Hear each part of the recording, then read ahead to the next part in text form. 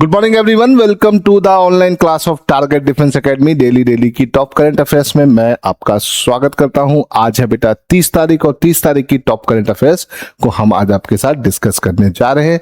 तो चलिए शुरू करते हैं बिना टाइम गवाए और फटाफट देखते हैं इन सारे क्वेश्चंस को। तो चलिए शुरू करते हैं आज के पहले क्वेश्चन से।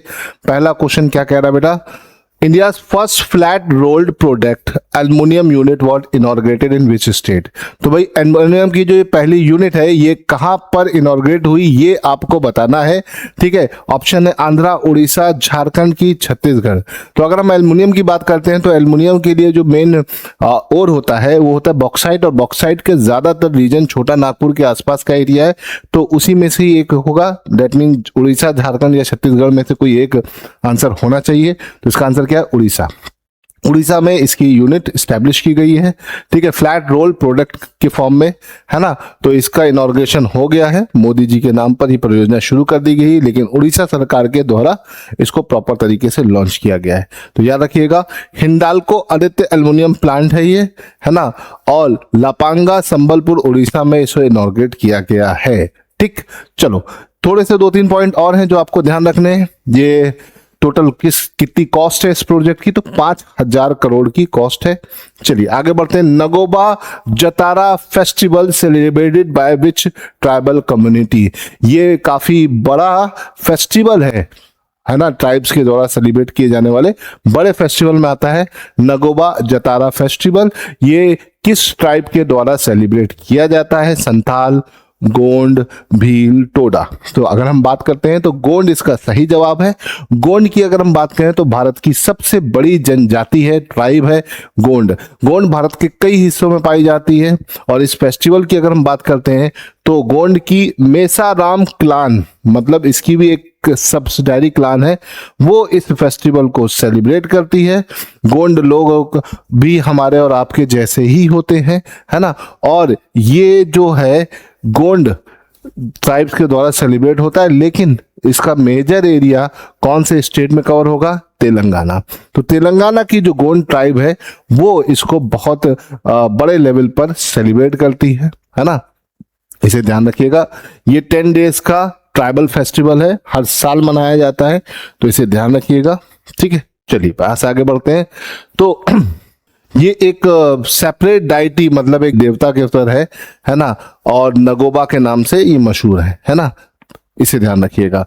चलिए और आगे बढ़ते हैं। तो which renowned playback singer announce retirement in 2025 after receiving Padmashri? Padmashri award मिलने के बाद किस सिंगर ने रिटायरमेंट की घोषणा कर दी है? सोनू निगम, अरिजीत सिंह, श्रेया घोषाल, कुमार सानू। तो अगर हम यहाँ पे बात करें तो पद्म भूषण की अगर हम बात करें तो अलका याग्निक को मिला है।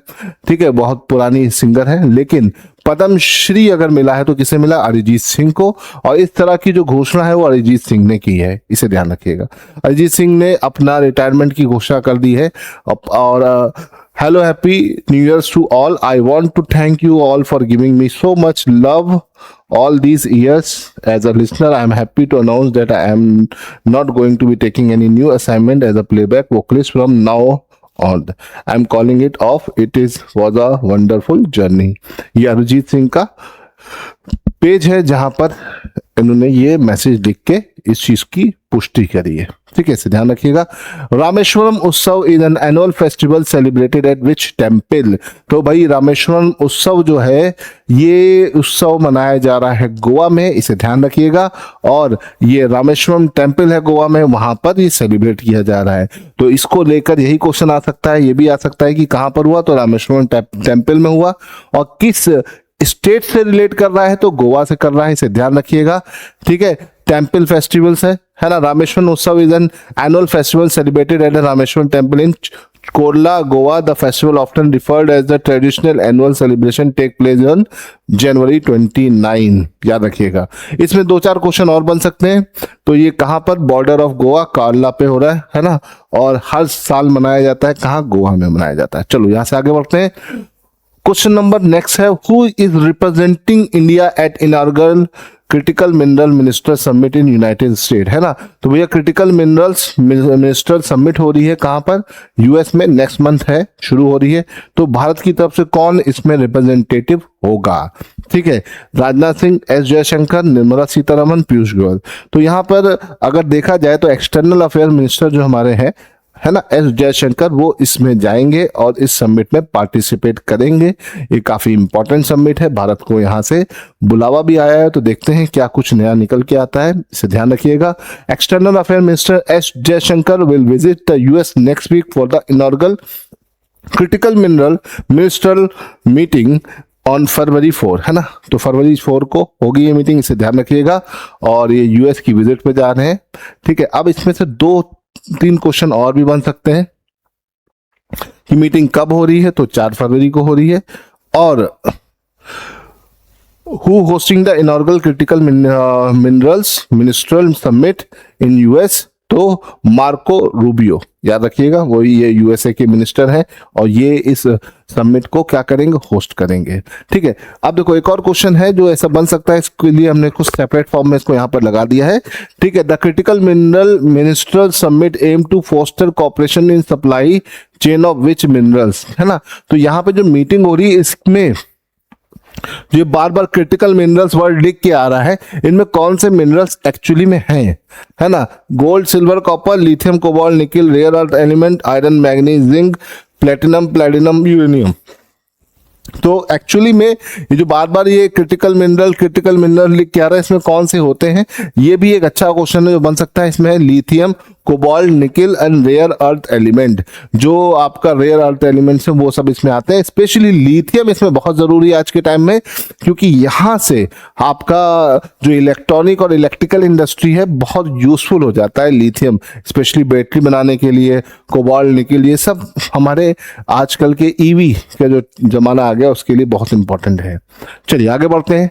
आज है 30 तारीख और 30 तारीख को हर साल हम शहीद दिवस मनाते हैं, किसकी याद में, तो यहाँ पर आज ही के दिन 30 जनवरी को महात्मा गांधी की हत्या हुई थी, जिसकी याद में हम हर साल शहीद दिवस मनाते हैं, मेमोरियल डे, है ना।